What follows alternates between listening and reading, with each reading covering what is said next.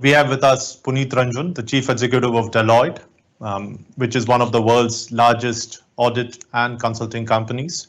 Punit, welcome. In normal circumstances, we would have all been sitting in a nice, warm conference room in a South Delhi hotel with around 300 people in the audience and talking. Thanks to the circumstances, I'm in our studio in our Delhi office, and Punit is logging in from Oregon, where it's 5:30 in the morning. So thank you very much. He's already had a client call, he said, and he's been up since 4. But still, thank you very much for doing this. Punit, I want to start off by asking you to tell us your story, because you were telling me that you're from Rohtak, and it's inspirational, right? Because Rohtak is, and we discussed this, it's a town that I used to pass on my way to college. That was my first introduction to Rohtak. And to find someone from there who's now in such an important position, tell us a little bit about your story. First, it's a pleasure to be with you. Namaste. And you're absolutely right. I'm from Rohtak, and I grew up in Rohtak. I got a Rotary Foundation scholarship from Northern India. That frankly changed my life. I'd never been out of the country, never been on an airplane, and I got the scholarship to go to the United States, to Oregon, to study, and that is how I ended up in the United States. And then after college, I got a job offer from Deloitte 34 years ago. There were not many Indians in Oregon. In fact, I was one of the few Indians at my college, maybe the only Indian at my college. And then 34 years later, I get to have the rare privilege of running this wonderful global professional services organization. 300,000 people, 3 lakh people, 47 billion in revenue. We've been around for 175 years.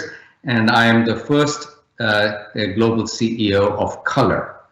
Leading Deloitte. So I'm actually very proud to be associated. And as I said, it's a real privilege to be part of the #1 professional services firm in the world.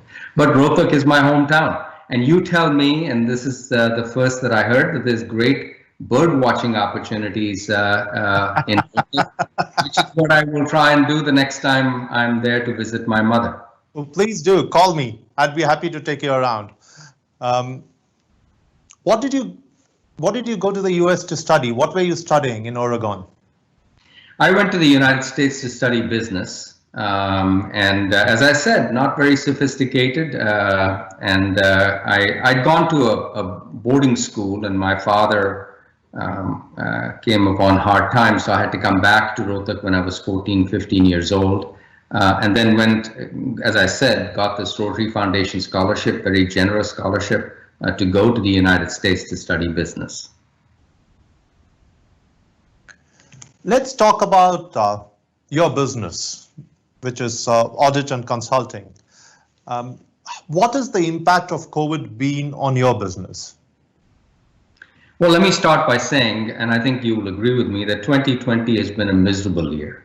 I mean, by any way that you look at it, it has been a miserable year. It's been a miserable year for our global community. It's been a miserable year for our societies. It's been a miserable year for us individually, and certainly it has impacted and disrupted business. For us, we are lucky. We have a large organization, as I said, 300,000 people, 55,000 of them in India. We have gone virtual because the first thing that we did was to protect our people. We went virtual. We've continued to serve clients. We've been growing at double-digit rates. It impacted us pretty substantially, like it impacted every business. We are still growing, but we're growing at modulated rates. So the first big impact was certainly the way that we work and the way that we serve our clients. And it has impacted, as I said, everybody. But there has been a silver lining in this, I believe. I think it has pointed out that there is a better way to address some of the issues that were underneath that we need to address. One being climate. I don't think we are going to go back to the way that we used to live and work. This year, the emissions are the lowest that they've been in a long time, an 8% reduction. I mean, I told you that I went to a boarding school. It's on the foothills of the Himalayas, and as a young boy, I could actually see the Himalayas.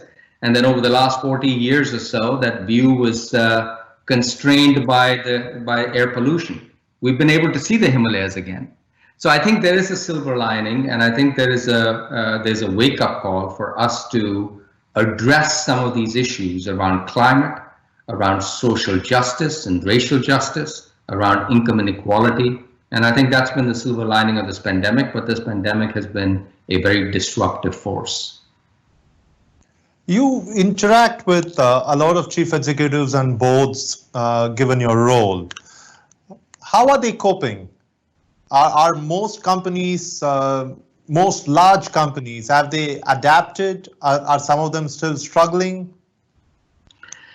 I think they have certainly adapted. They have responded to the crisis. I think everybody has gone through or will go through 3 phases. First is to respond. This was unprecedented. I think you probably heard people talk about the fact I've been with the firm for 34 years, in business for 34 years. I've never experienced anything like this, which is a health-led global pandemic that has impacted everybody. And so everybody has responded, but they've also started recovering. And I believe many businesses are on the path to recovery. But then the issue is, how do you thrive when we come out of this pandemic? And we will come out of it. With the vaccines coming on, I think there is real hope that we will be coming to the other side of this pandemic. So how do you thrive in the new normal? But you asked a question in terms of how they are responding. I believe that this pandemic has impacted in the way that we work, in the way that we live and consume, and it has reaffirmed a few things. It has reaffirmed the power of technology, particularly digital, cloud, cyber, and it has reaffirmed our need as a global community to address issues like climate, like social justice, etc. So I mean, to answer your question, I think most specifically, I think most people are responding and responding adequately, but they are now starting to recover and envision how they will thrive post-pandemic.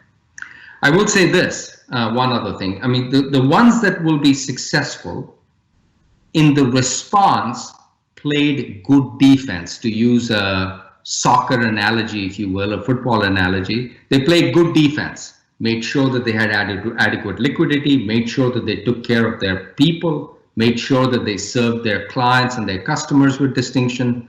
But at the same time, they started thinking about playing great offense.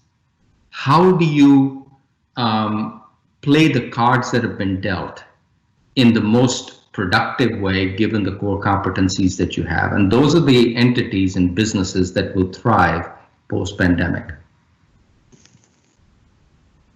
2021, and for, of course, since India's financial year is different, 2021-22 in our case, what kind of recovery do you expect to see at the country level next year? Do you think most economies will bounce back strongly? I believe they will. It will vary. I think some of the Asian economies have already started bouncing back, and I think the Western world, as the vaccine takes hold, I believe that most economies will recover and will recover smartly, and that is what our base scenario is as well. But there will be changes, and there will be changes that are here to stay. Let's go back to the point that I just made, which is the disruption that this pandemic has caused. Remote and flexible work is here to stay. We have 300,000 individuals, 3 lakh individuals working remotely. They have been effective at that. We have 800 offices, I'm talking about Deloitte, 800 offices globally in 150 countries. Will we need 800 offices? Probably not. Will we work remotely 300,000 people? No, but we will work in a hybrid way. And I believe that the pandemic has fundamentally changed the way that we work and brought in flexible and more remote work. So that will change. The way that we consume. The use of delivery services, for instance, the way that it has impacted sectors like the travel and hospitality sector. I think those are changes that are here to stay, and maybe for the better, because it will make us more efficient, more effective. And then, as I said, there are certain technology-enabled opportunities that companies are taking advantage of, digitization being one. There's been more digitization in the last 9 months than there's been in the last 2 or 3 years that I believe will lead to more efficiency and effectiveness, and therefore our base scenario suggests that economies will come out of this pretty smartly. One of the things that many people said at the beginning of the pandemic, as countries locked down and some of them closed their boundaries, was that this would affect trade, this would affect outsourcing, and that because it would affect supply chains with countries moving to ensure that their supply chains were more integrated, that they were not dependent on sourcing from other countries, that it would also affect globalization. Walk us through each one of these: trade, outsourcing, and globalization. Do you see any change happening on these fronts? The short answer is yes. But I'm in a minority. I believe that globalization is here to stay. Globalization has on the net been a real positive for our global community. But the rules of globalization are certainly going to change. Supply chains got disrupted as a result of the pandemic. Every business that I speak to, every CEO that I speak to is going to reassess and re-engineer their supply chains. It's an opportunity for India. India aspires to be a $5 trillion economy. We are certainly fully on board with that notion. I think it's an opportunity for India to get some of those supply chains to relocate to India. And so supply chains will certainly change. But I believe that globalization is here to stay. Outsourcing is not only based on cost arbitrage, but it's based increasingly on talent arbitrage. And if you think about India, the reason why we have 55,000 people and why we are doubling down on India, the commitment that I've made is that we will double the number of individuals that we have in India, is because of the talent that exists in India. And so I believe that the rules of outsourcing will certainly change. But it is here to stay. Tell us a little bit more about your plans in India, because you spoke about doubling down on India. You spoke about the fact that remote working would increasingly happen and that Deloitte would work in a hybrid way. And can we visualize a scenario where you have a huge workforce in India, which is servicing not just this country, but also many other geographies? I know you already do some of that now, but is that going to increase? Well, I think you answered your question in the way that you framed it. We absolutely serve the world from India. We have, as I said, 55,000 individuals, and they really do two buckets of activities: serving the most prominent clients and governments in India, and then serving the world from India. We've got centers in Hyderabad and Gurgaon and Pune, etc., that serve the world. And our plans over the next 2 to 3 years is to double that workforce. And it's partly because, as I said, because of the talent arbitrage opportunity. We're also, as a firm, a purpose-led organization. Our purpose is to serve clients with distinction, to create a tangible, measurable, attributable impact for our clients. But it is also to give back to the communities that we live and work in. One thing that I'm very proud of is what we call world class. What we decided a few years ago, Deloitte gives about $265 million back into the communities that we live and work in. But one thing that we decided is that the most precious resource that Deloitte has is not the money that we give. It is the 300,000 individuals and the talents that those individuals have. We decided that we were going to impact 50 million individuals positively. And we were going to do this community by community. And in India, our commitment is that we will take 10 million women and girls and through education, take them out of poverty. 175 million women and girls in India are not educated.